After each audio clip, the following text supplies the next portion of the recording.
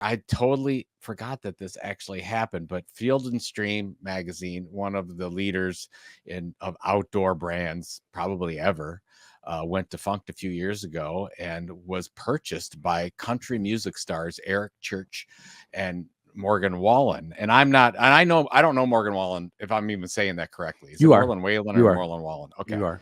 I know I've heard of it before. Eric Church, I do know. They purchased the magazine. They came out with it. It's a really good article if you get a chance. But I love the idea that there's these amazing brand assets out there, and you've got two music stars that are building their own assets just like any company would, and they saw this as within their purview, if you will, to have a say. They're not really changing the content. It is pretty much, they just felt that it should be out there. There's an opportunity there. They did a 50-50 JV with another company that would help them produce it, and it's really interesting how they've been able to do this. I don't know how many episodes you and I have talked about these types of opportunities, but they're all over the place.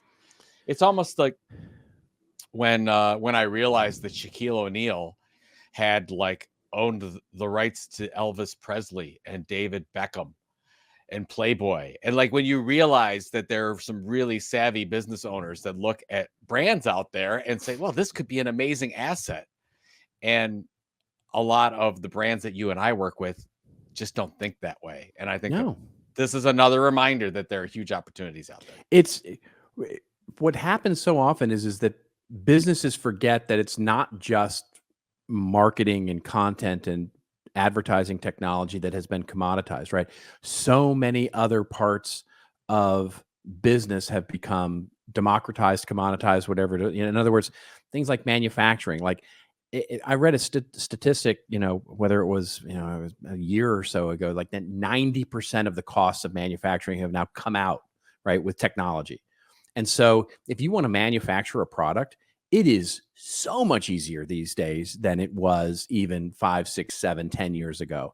If you want to distribute, build a restaurant, but the thing that's hard is brand recognition. That's the hard part, right? Yeah. And so if you have a nostalgia brand, like Field and Stream is totally a nostalgia brand, right? It is absolutely a brand that a very, very specific segment and age, like the young Gen Z doesn't know Field and Stream, right? But the Gen X and maybe some of the sort of elder millennials, they do know Field and Stream, and they certainly know Field and Stream from if they're fishermen or they're outdoor people or they're whatever it is. And taking that brand equity and then just applying it to hotels and restaurants, and where it's easy enough to launch those things or just take over an existing thing and call it now the Field and Stream restaurant it's just such brilliance.